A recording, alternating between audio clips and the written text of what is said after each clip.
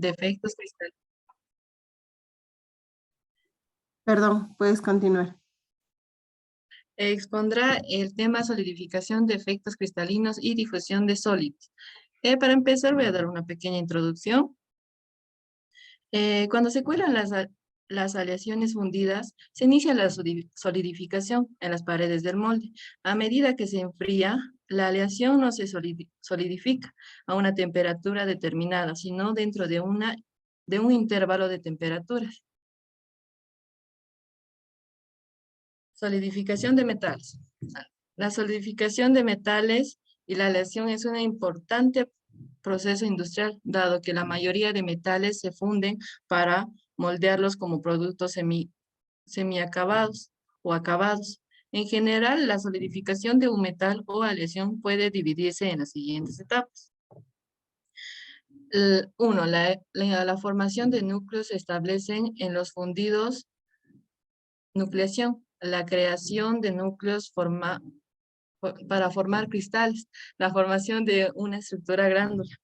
Como vemos en la figura, en la primera figura está la formación de núcleos y en la segunda el crecimiento de los núcleos hasta formar cristales y en la tercera la unión de cristales para formar granos y límites de granos asociados. Formación de núcleos estables en metales líquidos. Los dos mecanismos principales por los que tiene lugar la nucleación de partículas sólidas en un metal líquido son nucleación homogénea, energías que participan en la nucleación homogénea de un metal puro que está solidificando, deben considerarse dos tipos de cambios de energía. Uno, la energía libre de volumen, liberada por la transformación de líquidos a sólidos. Dos, la energía libre de superficie necesaria para formar las nuevas superficies sólidas de las partículas solidificadas. Nucleación heterogénea. La nucleación heterogénea es la que tiene lugar en un líquido sobre la superficie del recipiente que lo contiene. Las impurezas insolubles u otros materiales estructurales disminuyen la energía libre necesaria para formar un núcleo estable. Va a continuar mi compañero. Buenos días, ingeniera, compañeros. Voy a continuar con la disertación y vamos a hablar un poco del crecimiento de cristales de un metal líquido y formación de una estructura granular. Después de formar los núcleos estables de un metal en solidificación, crecen hasta formar cristales. En cada cristal los átomos están ordenados en un modelo esencial regular, pero la orientación de cada cristal varía.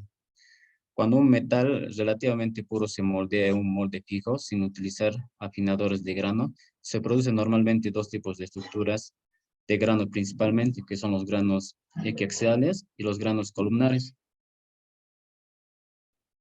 Los granos equiaxiales se encuentran normalmente junto a una pared de molde frío, como se muestra en la figura. Un gran enfriamiento cerca de la pared crea una elevada concentración de núcleos durante la solidificación, una condición necesaria para producir una estructura de granos equiaxiales. Los granos columnares son alargados, delgados y burdos y se forman cuando un metal se solidifica muy lentamente y presencia de un fuerte gradiente de temperaturas. Relativamente pocos núcleos están disponibles cuando se producen los granos columnares. La solidificación de monocristales. En las soluciones sólidas sustitucionales formadas por dos elementos, los átomos del soluto pueden sustituir a los átomos del disolvente en las posiciones de la red cristalina.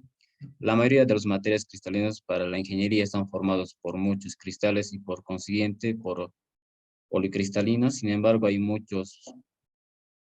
muy pocos que constan de un solo cristal y se llaman monocristales.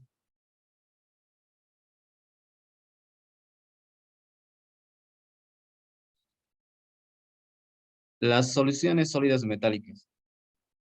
Aunque muy pocos metales se utilizan en estado puro, algunos se utilizan en estado casi puro. El tipo más sencillo de aleación es de la solución sólida. Las soluciones sustitucionales. En las soluciones sólidas sustitucionales formadas por dos elementos, los átomos del soluto pueden sustituir a los átomos del disolvente en las posiciones de la red cristalina. En la figura se muestra una unidad cristalina en las que algunos átomos de un elemento en solución han sustituido a los átomos del elemento solvente. El elemento matriz, la estructura cristalina del elemento mayoritario o disolvente, permanece inalterada, pero la red puede distorsionarse por la presencia de átomos del soluto, particularmente si existe una diferencia importante entre los diámetros atómicos de los átomos del soluto y los del disolvente. Soluciones sólidas intersticiales. En las soluciones sólidas intersticiales, los átomos del soluto se sitúan en los espacios que hay entre los átomos del disolvente o átomos de la celda.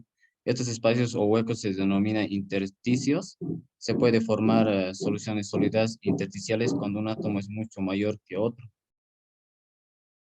En la figura, el radio atómico del hierro es de 0,129 nanómetros, mientras que en el del carbono es de 0,075 nanómetros, por lo que existe una diferencia de radios atómicos, casi del 42% si hacemos una regla de 3 simple. Se ilustra esquemáticamente este fenómeno mostrando la distorsión que provocan los átomos de carbono y la red del hierro. Mi compañero va a continuar, ingeniero. Ingeniera, buenos días. Compañeros, buenos días. Yo voy a seguir insertando imperfecciones cristalinas. Defectos puntuales. El defecto puntual más sencillo es la vacante, un sitio atómico en el que ha desaparecido el átomo que lo ocupaba. Defectos lineales. Los defectos lineales o dislocaciones en los sólidos cristalinos son defectos que provocan una distorsión de la red centrada en torno a una línea. Las dislocaciones se crean durante la solidificación de los sólidos cristalinos. Defectos planares. Los defectos planares incluyen superficies externas, límites de grano, maclas, bordes de ángulo cerrado, bordes de ángulo abierto, torsiones y fallas de apilamiento.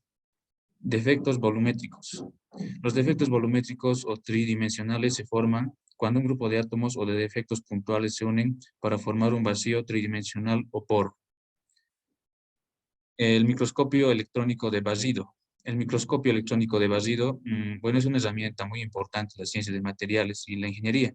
Se utiliza para medir las características microscópicas, la clasificación de las fracturas, los sólidos de la microestructura, las evaluaciones de los recubrimientos de poco espesor, el examen de la contaminación de la superficie y el análisis de las fallas de los materiales.